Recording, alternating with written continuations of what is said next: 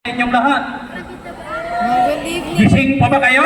Amen. Napakaganda po ng ating napanood ngayong gabi. Nandun na po ang mensahe. Ang pinakamahalaga ay makilala natin ang ating sarili. Sapagkat sinabi ng banal na kasulatan, ang lahat ay nagkasala.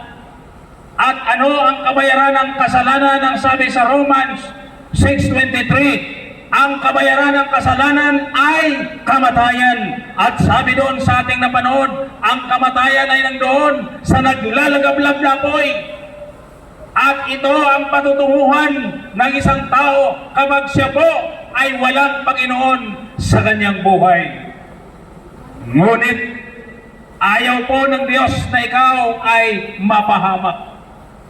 Nais ng Diyos na ikaw ay mailigtas doon sa kapahamakan. Kaya po,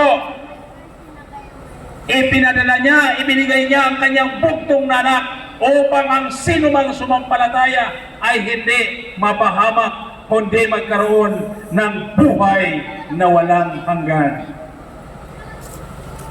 Mga kaibigan, sa gabi nito, nasa atin po ang desisyon.